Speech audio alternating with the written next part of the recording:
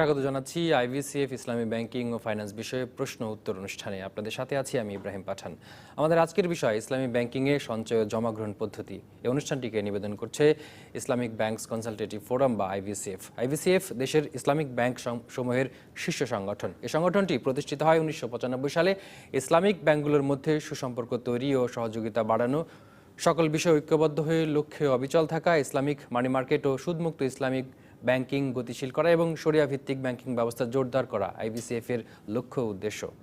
ইসলামী ব্যাংকিংয়ে সঞ্চয় জমা গ্রহণ পদ্ধতি নিয়ে আলোচনার জন্য আজকে স্টুডিওতে হাজির আছেন ফার্স্ট সিকিউরিটি ইসলামী ব্যাংকের ব্যবস্থাপনা পরিচালক সৈয়দ ওয়াসেক মোহাম্মদ আলী ও ফার্স্ট সিকিউরিটি ইসলামী ব্যাংকের অতিরিক্ত ব্যবস্থাপনা পরিচালক আব্দুল আজিজ এবং একই ব্যাংকের শরিয়া কাউন্সিলের সদস্য সচিব মাওলানা এম শামাউন আলী। আপনাদের তিনজনকে স্বাগত জানাচ্ছি আমাদের আজকের এই অনুষ্ঠানে। আলোচনার বিষয় নির্ধারণ করা হয়েছে সঞ্চয় ও জমা গ্রহণ পদ্ধতি ইসলামী ব্যাংকিংয়ে কীভাবে অনুসরণ করা হয়ে থাকে। প্রথমে সৈয়দ ওয়াসেক মোহাম্মদ আলী, আপনার কাছে জানতে চাই, মূলত ইসলামিক ব্যাংকগুলোতে সাধারণত শরিয়ার কোন কোন নীতিমালা অনুসরণ করে গ্রাহকের কাছ থেকে আমানত সংগ্রহ করা হয়ে থাকে? ধন্যবাদ। প্রথমে ডিবিসিকে আমি ধন্যবাদ জানাচ্ছি যে আইবিসিএফ এর আমন্ত্রণে আপনারা আমাদের সাড়া দিয়েছেন এবং ইসলামী ব্যাংকগুলোর মাধ্যমে ইসলামী ব্যাংকের আমাদের যারা আমরা ইসলামী ব্যাংকিং ব্যবস্থার সাথে জড়িত আছি তাদের মাধ্যমে আমরা জনগণকে জানাবার চেষ্টা করছি যে ইসলামী ব্যাংকিংয়ের সুফলগুলো কী আছে এবং ইসলামী ব্যাংকিংটা কীভাবে ভিন্ন অন্যরকম কনভেনশনাল ব্যাংকের থেকে, সেটা নিয়ে আমরা আলোচনা করছি। প্রথমে যে কথাটা আপনি আমাদের বলেছেন যে কোন নীতিমালা অনুসরণ করে আমরা আমানত সংগ্রহ করি, আসলে প্রচলিত ব্যাংকগুলো যেমন নানা প্রকারের হিসাবের মাধ্যমে আমানত সংগ্রহ করে, আমরাও ইসলামী ব্যাংকে কিন্তু আমানত সংগ্রহ করি এবং আমানত সংগ্রহ করেই কিন্তু আমরা বিনিয়োগ করি। আমানত সংগ্রহের ক্ষেত্রে আমরা একটা মুদারাবা নীতি আছে, মুদারাবা নীতিটা আমরা অবলম্বন করি। মুদারাবা আমানত সংগ্রহের বহুল আলোচিত একটি ইসলামী নীতি এবং ইসলামী ব্যাংকগুলো এই নীতির ভিত্তিতেই সঞ্চয়ী হিসেবে আমানত গ্রহণ করে থাকে। মুদারাবার হলো এক পক্ষের পুঁজি এবং অন্যের পক্ষের শ্রম। তো এখানে আমানতকারীগণ হলো পুঁজির মালিক, অর্থাৎ যেটাকে আমরা বলি সাহেবে মাল। সাহেবে মাল মানে যার টাকা তিনিই হলেন সাহেবে মাল। এবং আমরা যখন ব্যাংকের ইয়েতে থাকি তখন মুদারিব অর্থাৎ ব্যবসা পরিচালনাকারী হিসেবে আমরা কাজ করি। এই নীতির আলোকে ব্যাংকে মুদারাবা আমানতকারীদের সাথে এমন একটা চুক্তিতে আবদ্ধ হয় যে আমানত ব্যবহারে ব্যাংকের পূর্ণ অধিকার থাকবে। যে আমানতটা উনি রেখে গেলেন সেই আমানতটাকে আমরা বিভিন্নভাবে বিনিয়োগ করে আমরা যাতে করে এখান থেকে মুনাফা নিয়ে এসে মুনাফাটা বন্টন করতে পারি। প্রচলিত ব্যাংকিং ব্যবস্থায় তো এরকম একইভাবে আমানতকারীর অর্থপূর্ণ ব্যবহারের অধিকার ব্যাংক পরিচালনা কর্তৃপক্ষের আছে, কিন্তু এটা মুদারাবা নীতির ভিত্তিতে হয়, যেটা শরিয়া সম্মত মুদারাবা নীতি। সেই নীতির আলোকেই আমরা এই তাদের থেকে আমানতকারী কারণ থেকে আমরা এটা একটা নীতি, একটি চুক্তির মাধ্যমে আমরা সেটা নিয়ে নেই এবং নিয়ে আমরা তাদের যে প্রচলিত যে একটা প্রফিট বা মুনাফা যেটা আমরা দেব তাদেরকে বলি, সেটা আমরা তাকে ফিক্স করে দিই না, সেটাকে আমরা কিভাবে বন্টন করতে পারবো সেই পরিপ্রেক্ষিতে তার সাথে একটা চুক্তির মাধ্যমে আমরা এই টাকাটাকে নেই এবং নিয়ে এটাকে। চুক্তির সারবস্তুটা কি থাকে তাহলে? চুক্তির সারবস্তুটা এটাই থাকে যে আমরা যে টাকাটা তার থেকে নেব সেই টাকার থেকে আমরা যে বিনিয়োগটা করব সেই বিনিয়োগটা যেন যেই সব খাতগুলোতে করব সেই সকল খাতে যেন ইসলামী মূল নীতি, যেটা ইসলামী ব্যাংকিং ব্যবস্থার যে মূল নীতি, সেটাকে যেন আমরা রেখে সেই ধারা মোতাবেক যেন মূল নীতি অর্থাৎ সুদমুক্ত ব্যবস্থাপনা। জনাব আব্দুল আজিজ, আপনার কাছে আসতে চাই, মুদারাবা নীতিমালার আলোকে কোন কোন ধরনের আমানত সংগ্রহ করা হয়ে থাকে আর দু একটি প্রোডাক্টের সুবিধার দিকগুলো যদি একটু গ্রাহকদের জানান। এই মুহূর্তে আমাদের প্রায় 33টি আমানত সংগ্রহ প্রোডাক্ট রয়েছে। এই হিসাবে আল ওয়াদিয়া চলতি হিসাব আছে এবং মুদারাবা সঞ্চয় হিসাব এবং মুদারাবা বিশেষ নোটিশ আমানত। সেই হিসাবে তাছাড়া আছে বন্ধন নিরাময়, আলো, অবসর, অঙ্কুর প্রাপ্তি, প্রবীণ, ওই হিসাবে আরও কিছু প্রোডাক্ট রয়ে গেছে। তো ওই হিসাবে আমাদের প্রবীণ যারা আছে, যারা রিটায়ার্ড পারসন, তাদের ক্ষেত্রে আমরা এই সুযোগ সুবিধাগুলি দিয়ে থাকি। এদের যেহেতু এরা রিটায়ার্ড পারসন, ওদের কোনো আয় উন্নতি নাই, সেই সুবাদে আমরা যতটুকু পারি ওই হিসাবে তাদের প্রোডাক্টের ভিত্তিতে আমরা প্রফিট দিয়ে থাকি। ওই প্রফিটের ভিত্তিতে তারা একটা ভালো একটা সঞ্চয় পেয়ে থাকে এবং টাকা পেয়ে থাকে। যতগুলো প্রোডাক্ট আছে সবচেয়ে এই প্রোডাক্টগুলোর মধ্যে কোন প্রোডাক্টগুলো সবচেয়ে বেশি জনপ্রিয়?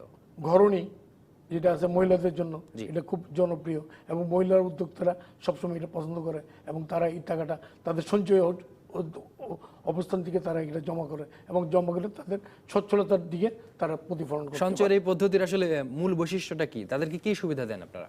আমরা ওই হিসাবে তাদের বছর মাসের শেষে তাদের প্রফিট দিয়ে থাকি, প্রফিটে পায়, ওই প্রফিটের অংশ থেকে তারা তাদের পারিবারিকভাবে সঞ্চিত অর্থের সাথে সংকুলন করে তারা মুনাফা দিতে পারে এবং পরিবারের সচ্ছলতা আনতে পারে। মানে নারী অধিকার এবং নারী সচ্ছলতার জন্য বিশেষ ব্যবস্থা আছে।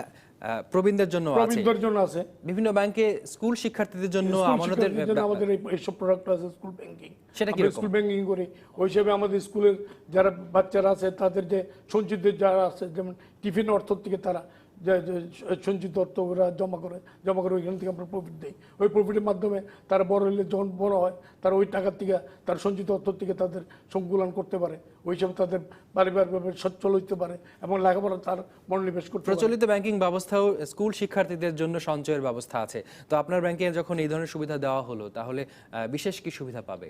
বিশেষ সুবিধার ক্ষেত্রে এবং যেহেতু এটা কিন্তু অন্যান্য সুদী ব্যাংকে এটা নাই, জি, স্কুল ব্যাংকিং এর ক্ষেত্রে এটা বিশেষ করে আমাদের যে আছে যে ইসলামিক ব্যাংকিং শরিয়া ভিত্তিক যে ব্যাংকগুলি আছে তাদের প্রখরতা এবং বেশি, তারা এইটার ভিত্তিতে বেশি ইনভেস্টমেন্ট করে এবং এই পরিপ্রেক্ষিতে তাদের প্রফিট আমরা আর্নিংও বেশি দিতে পারি। ধন্যবাদ। জনাব এম শামউন আলী, আপনার কাছে একটু আসতে চাই।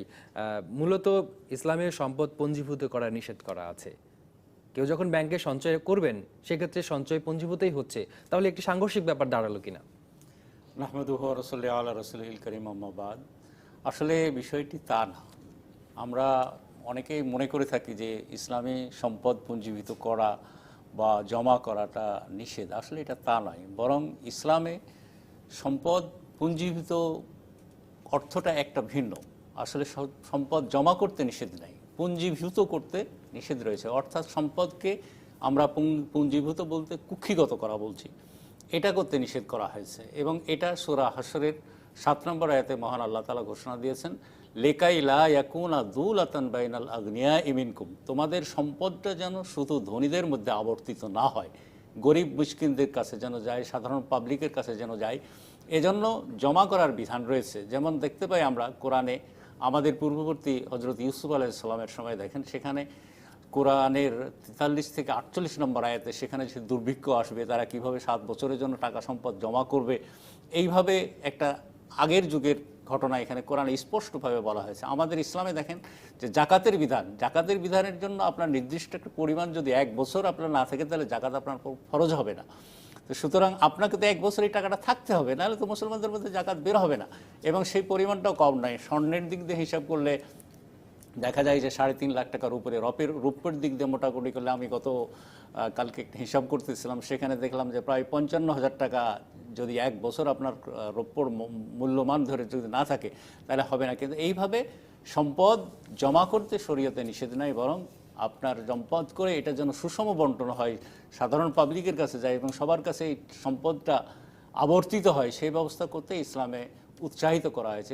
তাহলে ইসলামিক ব্যাংকিং ব্যবস্থায় ব্যাংকে যদি সঞ্চয় রাখা হয় তাহলে সেটাকে বলা যাচ্ছে না যে সম্পদ পুঞ্জীভূত হলো? না, এটা সঞ্চয় পুঞ্জীভূত বলা যাবে না। পুঞ্জীভূত বলতে আসলে কুক্ষিগত করা, এটা নয়। এটা ব্যাংকে তো টাকাটা জমা থাকছে এবং ব্যাংকের পরিচালনা পর্ষদ এবং ব্যবস্থাপনার সঙ্গে যারা আছেন তারা এর ব্যবসায়িক কাজে ব্যবহার করবেন। আসলে মূলত ব্যাংক যেটা, সেটা হলো আমানতদার, তাদের কাছে টাকা পয়সা সব আমানত থাকে। এবং একটা ট্রাস্টি প্রতিষ্ঠান, আপনি দেখেন একমাত্র এরাই টাকাটাকে সংরক্ষণ করে। এই জন্য মানুষ ব্যাংকারদেরকে, ব্যাংকে মানুষ ভালোবাসে এবং টাকাটা বাড়িতে না রেখে, অন্যের কাছে না রেখে বিনিয়োগ করতেও অনেকে ভয় পায় যে আমার টাকাটা বোধহয় আমার পার্টনাররা নিয়ে যাবে, তখন তারা ব্যাংকে নিয়ে আসে। আসলে ব্যাংক আমানত হিসাবে, আমানতদার হিসাবে ব্যাংক কাজ করে থাকে এবং এখানে ব্যাংকে টাকাটা সঞ্জীবিত, অর্থাৎ যেটা আমরা যে অর্থে বুঝে থাকি এটা নয়, বরং অর্থাৎ এটি আসলে অর্থনীতির চালিকা শক্তিতে ব্যবহৃত হয় এবং সেখান থেকে অর্থনীতি উপকৃত হয়, সেই অর্থে এটি পঞ্জীভূত আমরা বলছি না। জনাব ওয়াসিম মোহাম্মদ আলী, আপনার কাছে আবার একটু আসতে চাই। মূলত লাভ লোকসানের কথা বলা হয়, প্রচলিত ব্যাংকিংয়েও লাভ লোকসান হয়, ইসলামী ব্যাংকিংয়েও লাভ লোকসানের ব্যাপার স্যাপার থাকে, কিন্তু বলা হয় যে আসলে ইসলামী ব্যাংকিংয়ে লোকসানের ভাগিদার অনেক সময় আমানতকারী হয়। এরকম ঘটনা কি ঘটে নাকি? এরকম ঘটনা ঘটার কথা সকলেই ভাবেন যে বোধহয় ইসলামী ব্যাংকিং ব্যবস্থাই হচ্ছে একটি ব্যবস্থা যেখানে আপনি টাকা রাখলে লাভ যেমন হবে, লোকসান হলেও বোধহয় লোকসানই দিতে হবে না। কথাটা কিন্তু অবশ্যই তা নয়। কথাটা হচ্ছে এরকম যে আপনি ব্যবসা বাণিজ্য করতে গেলে ওখানে লাভ লোকসানের ব্যাপার থাকবেই। তবে লাভ লোকসানের ব্যাপারে যেখানে বলা আছে যে আমরা যখন বিনিয়োগগুলো করি আমাদের ব্যাংকিং খাতে, ইসলামী ব্যাংকিং একটা নীতিগতভাবে একটা নীতি, ইসলামী নীতি পরিপন্থী হয়ে আমরা এটা ইসলামী নীতিকে ধরে রেখে কিন্তু আমাদের ইনভেস্টমেন্টগুলো করি এবং আমাদের বিনিয়োগ করার সময়ই আমরা কিন্তু অত্যন্ত যত্নবান হই এবং আমরা দেখি যে এমন জায়গায় যেন বিনিয়োগ আমাদের না হয়ে যায় যেখানে আমরা একটা বিশাল লস হয়ে যায় আমাদের, সেদিকটা আমরা বিশেষভাবে খেয়াল করি এবং সেদিকটা খেয়াল করি বলেই আমাদের এসএমই খাতে বা কর্পোরেট প্রকল্প যেগুলো আমরা হাতে নেই সেগুলোতে আমাদের কিন্তু মুনাফা হবেই এমনটাই আমরা ধরে নেই এবং সেই সব ক্ষেত্রে খুব বেশি সাম্প্রতিক যে জরিপটি অথবা রিপোর্টটি বেরিয়েছে সেখানে আমরা দেখছি যে ইসলামী ব্যাংকিং ঘরানার ব্যাংকগুলোর মুনাফা বেশি অন্যান্য ব্যাংকে, এটি একটি কারণ কি? এটি একটি কারণ আমরা যখন বিনিয়োগটা যখন আমরা দেই তখন আমরা কিন্তু অত্যন্ত সুন্দরভাবে সুচারুভাবে দেখে তারপরে বিনিয়োগ করার জন্য এগিয়ে যাই। আমরা খুব তাড়াহুড়ো করে কিছু বিনিয়োগ করি না। কোনো কোনো ক্ষেত্রে কেউ কেউ আমাদেরকে বলে যে ইসলামী ব্যাংকিং ব্যবস্থা বোধহয় একটু কনজারভেটিভ কিনা, কিন্তু আমরা কনজারভেটিভ না, আমরা বোধহয় বেশি দেখে শুনে দেওয়ার জন্য চেষ্টা করি। বিনিয়োগ করলে ঝুঁকি থাকে, সেই ঝুঁকিটি আসলে দেখা যাচ্ছে যে সবচাইতে কম, অর্থাৎ নেই বললেই চলে। তাহলে তার কারণ হচ্ছে যে আপনি কাস্টমার চুজিং এ আপনি প্রথমেই যদি আপনি সচেতন হয়ে যান তাহলে কিন্তু আপনার বিনিয়োগে ঝুঁকি কমে যাবে অটোমেটিক্যালি। অসংখ্য ধন্যবাদ। আমাদের এই পর্যায়ে একটু বিরতিতে যেতে হচ্ছে, বিরতির পর ফিরে এসে আবারও এই বিষয়ে আলোচনা করব। দর্শক, আইবিসিএফ ইসলামী ব্যাংক ও অর্থনীতি প্রশ্ন উত্তর আলোচনা অনুষ্ঠানে এই পর্যায়ে একটি বিরতি নিচ্ছি, সঙ্গে থাকুন।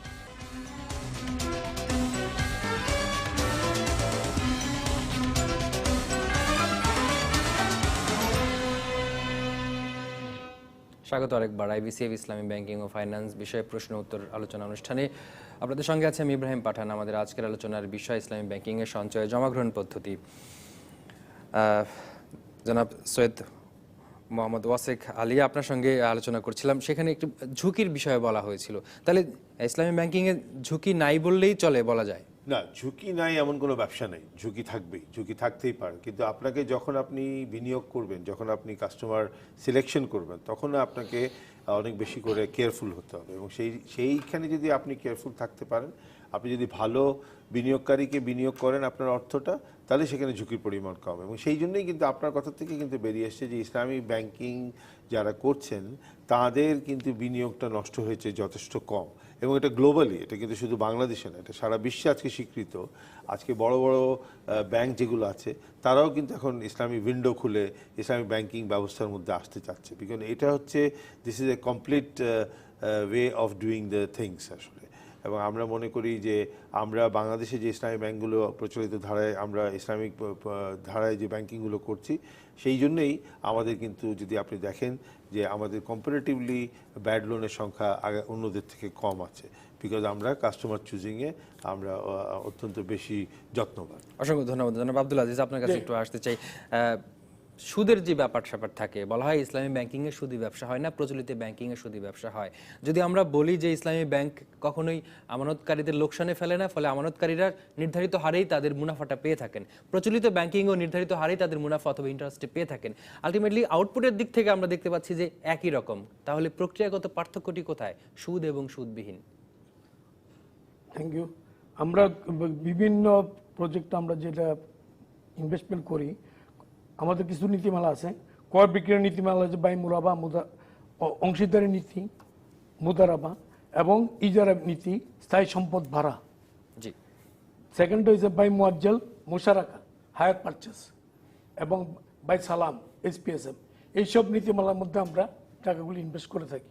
বিশেষ করে এসপিএসএম যেটা আমরা ইনভেস্ট করি লং টার্ম, ওই হিসাবে যে আমাদের টাকাগুলি যে আমরা পুঁজিপতি করা হয়, ওই হিসাবে আমরা ইন্টারেস্টটা ঠিকমতো পেয়েছি এবং তার ঠিকমতো আমাদের প্রতিফলন আমরা সবসময় এটার উপরে নজরদারি রাখি যে যেসব ইনভেস্টমেন্ট আমরা করি এগুলো যেন ঠিকমতো ইনভেস্টমেন্ট হচ্ছে এবং ঠিকমতো আমাদের প্রফিটগুলো আর্নিং হচ্ছে এবং ইনস্টলমেন্টগুলো ঠিকমতো যেন হয়, ওই হিসাবে আমরা কিন্তু এগুলো সবসময় ফলো আপ রাখি।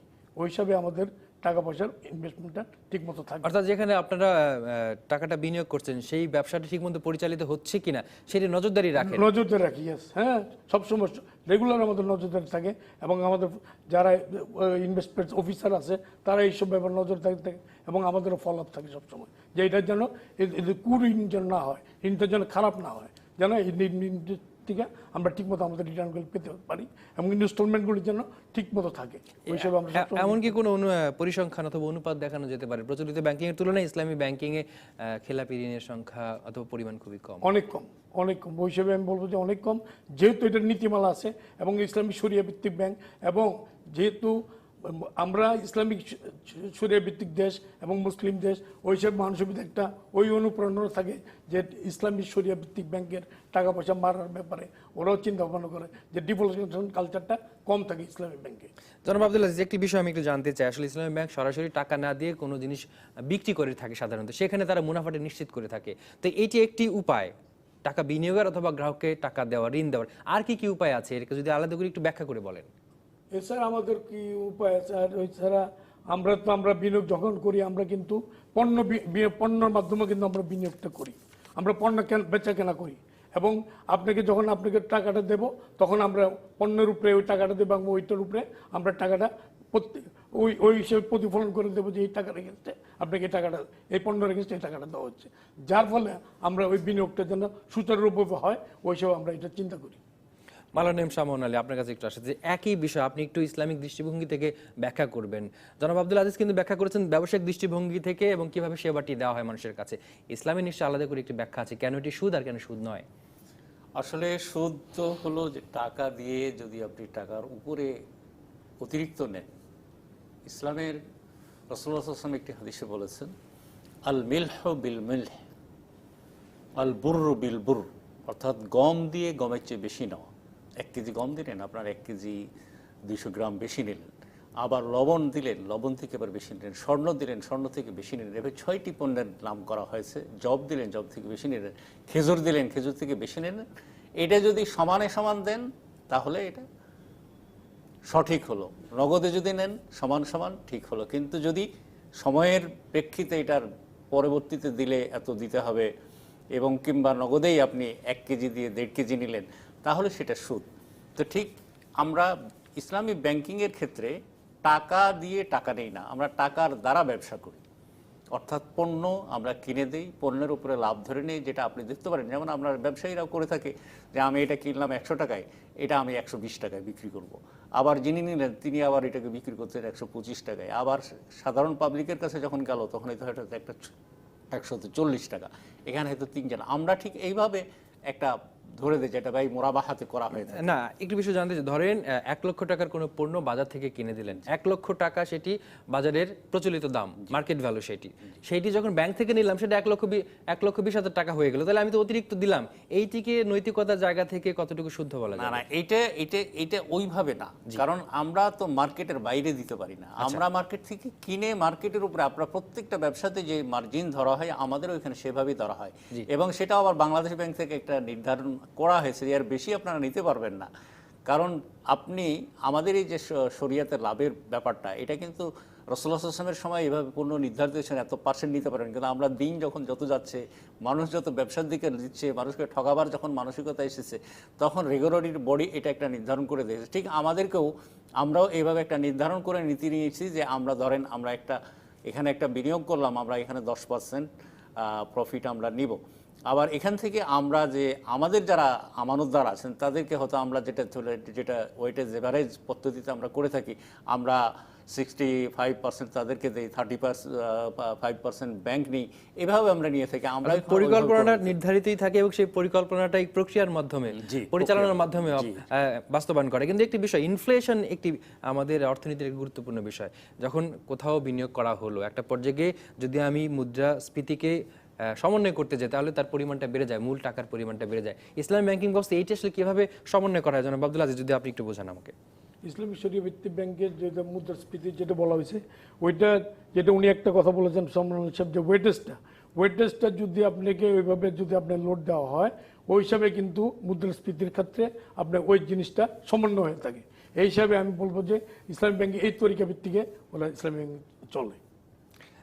অর্থাৎ মুদ্রাস্ফীতি হয়ে গেলেও সেটি সমন্বয় করার সমন্বয় করার জন্য একটা ওয়েটেজ অ্যাভারেজ ধরে একটা পার্সেন্টেজ ধরে ওইটার মধ্যে লোড দেওয়ার পরিপ্রেক্ষিতে যে মুদ্রাস্ফীতি যেটা হইলো ওটা কাভারেজ করার জন্য ওইটা সমন্বয় করে। কিন্তু ধরেন যে মুদ্রাস্ফীতি যেটি প্রক্ষেপণ করা হলো সবসময় সেটি থাকে না, কম অথবা বেশি হয় এবং অর্থনীতির আরো অন্যান্য উপাদানের সঙ্গে যুক্ত হয়, তখন এটি তো আসলে ঠিক যেখানে পরিকল্পনা করা হলো সেই পয়েন্টে নাও থাকতে পারে। এটা সময়ের পরিপ্রেক্ষিতে ওইভাবে ওইটা আবার ওয়েটেজটা এবার কাভারেজ দেওয়া হয়। আচ্ছা, অসংখ্য ধন্যবাদ জনাব আব্দুল আজিজ। আমরা এবার আরেকটি বিরতিতে যাচ্ছি। বিরতির পর ফিরে এসে সৈয়দ ওয়াসিক মোহাম্মদ আলী আপনার কাছে আসবে এবং জানবো ইসলামী ব্যাংকগুলো তারল্য ব্যবস্থাপনায় শরিয়া পদ্ধতিতে কি কি ধরনের ব্যবস্থা নেওয়া হয়ে থাকে। দর্শক, আইবিসিএফ ইসলামী ব্যাংকিং ও ফাইন্যান্স প্রশ্ন উত্তর আলোচনা অনুষ্ঠানে এরপর আরেকটি বিরতি নিচ্ছি, আমাদের সঙ্গেই থাকুন।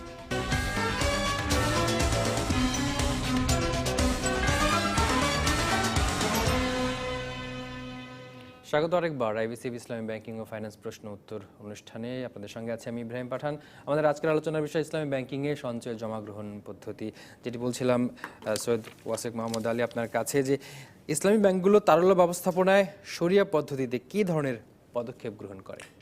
তারল্য ব্যবস্থাপনায় আসলে যেটা সকলেরই কম বেশি তারল্যের সংকট হতে পারে এবং সেটার জন্য ইসলামী ব্যাংক ব্যবস্থাতেও তার শরিয়া ভিত্তিক একটি ব্যবস্থাপনা আছে, যেটা বর্তমানে তারল্য সরকার যেটা শরিয়া ভিত্তিক পদ্ধতি যেটা অবলম্বন করে আমরা চলছি সেটাকে আমরা বলি BGIIB বা Bangladesh government Islamic investment bond. এই ইসলামিক বন্ডটা শরিয়া ভিত্তিক এবং ব্যাংকগুলো তাদের তারল্য ব্যবস্থাপনার জন্য ট্রেজারি বন্ড বা ট্রেজারি বিলের বিকল্প হিসেবে এই BGIIB ক্রয় বিক্রয় করে থাকে বাংলাদেশ ব্যাংকের মাধ্যমে। তো এইটা একটা, আরেকটা আছে ইসলামী ইন্টারব্যাংক ইসলামিক ফান্ড মার্কেট বা মূলত যেটাকে আমরা বলি Islamic banking Islamic call money market. সেখান থেকেও আমরা বিভিন্ন ইসলামী ব্যাংকগুলোর মাধ্যমে আমরা আমাদের তারল্য সংকটগুলোকে অ্যাড্রেস করার চেষ্টা করি। সেটা কি রেগুলেট করে? আইবিসিএফ রেগুলেট করে? আইবিসিএফ না, এখানে আইবিসিএফ না, এটা বাংলাদেশ ব্যাংক রেগুলেট করে। এটা বাংলাদেশ ব্যাংকের রেগুলেশনের মধ্যেই আমরা করি এবং এখানে বাংলাদেশ ব্যাংক থেকেই আমরা দেখি এবং ব্যাংকগুলো আমাদের ইসলামী ব্যাংকগুলো যেগুলো আছে সেগুলোর মধ্যেই আমরা এটা করি। তার মানে হঠাৎ করে যদি তারল্য সংকট হয়, টাকার দরকার পড়ে, নির্ধারিত সুদের মূলত ধরে নিলাম সোনালী ব্যাংক অথবা জনতা রূপালী ব্যাংক থেকে ইসলামী ব্যাংকিং ঘরানার ব্যাংকগুলো কলমানি নেয় না? নিতে পারে, আমরা সেখান থেকেও নেই, তাদের সাথেও আমরা একটা চুক্তির মাধ্যমে আমরা নেই, কিন্তু আমরা মূলত চেষ্টা করি যে ইসলামিক ব্যাংকিং ঘরানাগুলোর থেকে টাকা নেওয়ার জন্য। কিন্তু ধরেন যে সোনালী ব্যাংক থেকে কলমানি নেওয়া একটা নির্ধারিত হারে, তখন তো সেটি বোধহয় নির্ধারিত সুদের ব্যাপারটি চলে আসে, কিন্তু আমরা সেটাকে যখন প্রয়োজন হয়ে যায় তখন তো ইসলামী ব্যাংকের টাকা আমরা নিতে হয় সোনালী ব্যাংকের মাধ্যমেও। কিন্তু সোনালী ব্যাংক বা ন্যাশনালাইজ ব্যাংক যেগুলো আছে যাদের কাছে টাকা তারল্যটা বেশি থাকে তাদের দ্বারস্থ আমাদের হতে হয়।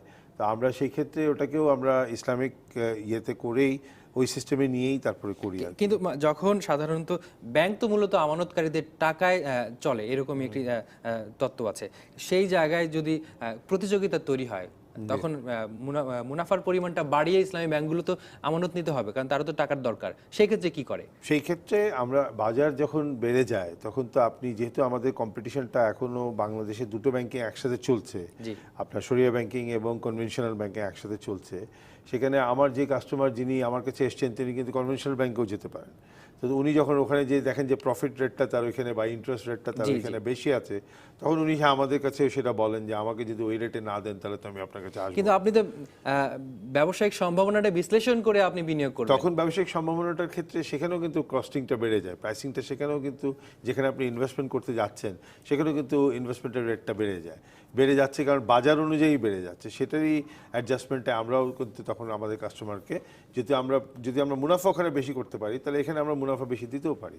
তো সেটারই আমরা একটা সমন্বয় করার চেষ্টা করি। এবার একটু জাকাতের প্রসঙ্গে আসি। জনাব আব্দুল আজিজ, আপনি একটু বলবেন যে সাধারণ জনগণ ব্যাংকে জাকাতের টাকা কিভাবে জমা করেন এবং সেটা আসলে কিভাবে বরাদ্দ করা বন্টন করা হয়? Thank you. যে আমাদের জাকাতের জন্য আমরা কিন্তু একটা কালেকশন অ্যাকাউন্ট আছে আমাদের, বিশেষ করে আমাদের প্রিন্সিপাল ব্রাঞ্চ যেটা আছে দিলকুশা ব্রাঞ্চ, ওই ব্রাঞ্চে আমাদের একটা কালেকশন অ্যাকাউন্ট রাখি এবং ওইখানে আমাদের জাকাতের বিভিন্ন ব্রাঞ্চগুলিতে জাকাতের টাকাটা গ্রহণ করে ওই অ্যাকাউন্টের মাধ্যমে আমরা ঢুকাই এবং ওই অ্যাকাউন্টের মাধ্যমে আমরা আমাদের একটা ফাউন্ডেশন আছে জাকাত ফাউন্ডেশনের মাধ্যমে আমরা জাকাতগুলি টোটাল ডিস্ট্রিবিউশন করি বিভিন্ন গরিব দুঃখী অনাথ ওদের এইসব ফ্যামিলিকে আমরা সমন্বয় ভালো করে জায়গা দেই ওদের জন্য, ঠিকমতো জাকাতগুলি আদায় হয়, ওই হিসাবে আমরা এগুলো প্রতিফলন থাকি। ব্যাংক তো নিজেও জাকাত দেয়। হ্যাঁ, ব্যাংক নিজের থেকে জাকাত দেয়, এই জাকাত ফান্ড আমাদের যে সরকারি জাকাত ফান্ড আমরা টাকা দেই, ওই হিসাবে আমরা তো জাকাত ফান্ড আমরা পার্টিসিপেট করি, বুঝছেন না? আচ্ছা, জনাব এম সামন আলী, আপনার কাছে একটু আসতে চাই, ইসলামী ব্যাংকগুলো আসলে জাকাত প্রদান করে কিনা, জাকাত প্রদান করে থাকলে কোন কোন হিসাবে জাকাত প্রদান করে থাকে, এই উত্তরগুলো একবার আমরা পেয়েছি।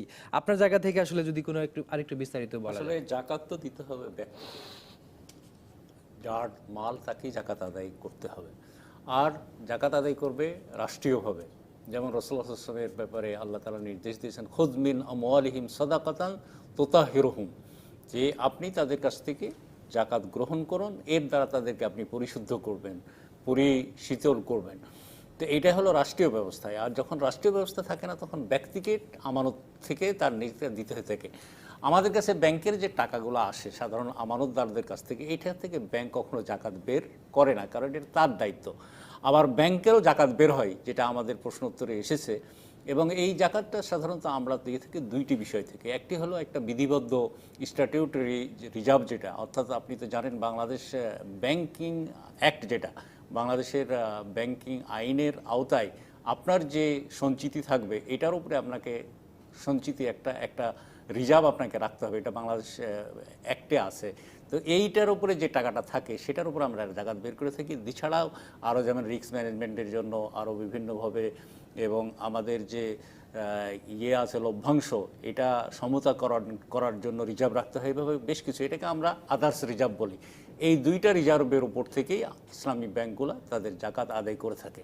ধন্যবাদ জনাব আব্দুল আজিজ। ছোট্ট করে একটু বলবো, আমরা শেষ দিকে চলে আসছি, যে আমাদের প্রচলিত কর ব্যবস্থাপনা তো সম্পদের উপর কর দিতে, সম্পদ কর যেটিকে বলা হয়, ব্যাংকের সম্পদ কর যদি দেওয়া হয় আবার জাকাতও দেওয়া হয়, তাহলে কি আসলে দ্বৈত কর ব্যবস্থাপনা হয় কিনা, এরকম কি কোনো সমস্যায় চলে কিনা ব্যাংকে? দ্বৈত কর ব্যবস্থা মানে আপনি আমাদের নিজস্ব, যেটা আপনি বলছেন যে কর আদায়ের ব্যাপারে, যে দ্বৈত কর মানে কি বুঝতে চাচ্ছেন আপনি? মানে আমি বলতে চাচ্ছি যে ব্যাংক তার পঞ্জীভূত সম্পদের উপর একবার জাকাত দিল, ইসলামী ব্যাংকিং দিল, আবার সরকারের যে প্রচলিত নিয়ম আছে সেখানে সম্পদ কর দিতে হয়, দিচ্ছে। সেক্ষেত্রে আসলে এইটি আসলে সমন্বয় করা হয় কিভাবে? আমাদের ব্যাংক থেকে তো আমাদের প্রত্যেকটা ইয়ারে, আমরা প্রতি বছর আমাদের লভ্যাংশের উপরে আমরা কিন্তু 40% সরকারের কর দিচ্ছি, সেটি কর্পোরেট ট্যাক্স, কর্পোরেট ট্যাক্স দিচ্ছি। এবং আদারওয়াইজ আমরা তো ওই হিসাবে আমরা যেটা জাকাত পাই, জাকাতে বিভিন্ন অর্গানাইজেশন, বিভিন্ন ব্যক্তি বিশেষ যখন জাকাত দেয়, ওই হিসাবে আমরা জাকাত থেকে আমরা ওইখান থেকেও তো কর আদায় করতে হয় না, কিন্তু জাকাত থেকে তো কর হয় না হিসাবে। না, জাকাতের কর না, ধরেন যে জাকাত দিলেন এবং করও দিলেন, সেই ক্ষেত্রে সমন্বয় হয় কিনা, অথবা করের টাকা থেকে জাকাতের টাকাটা বাদ হয় কিনা, এরকম কোনো পরিপালন হয় কিনা আমাদের?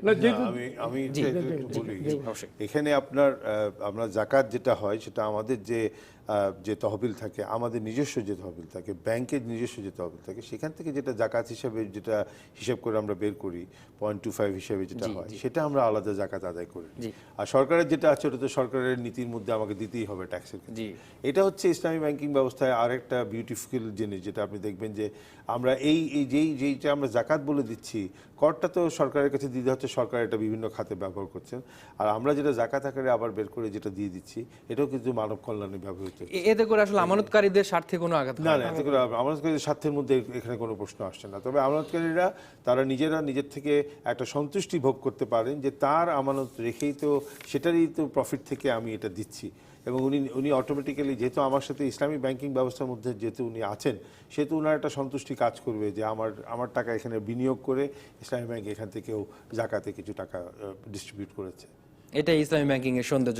অসংখ্য ধন্যবাদ জনাব সৈয়দ ওয়াসেক মোহাম্মদ আলী, জনাব আব্দুল আজিজ এবং মাওলানা এম সামন আলী, তিনজনকেই আমাদের এই অনুষ্ঠানে আসার জন্য এবং দর্শককে সমৃদ্ধ করার জন্য। দর্শক, এই ছিল আজকের মতো IBCF ইসলামী ব্যাংকিং ও ফাইন্যান্স প্রশ্ন উত্তর অনুষ্ঠান। ডিবিসির সঙ্গে থাকুন 24 ঘন্টা।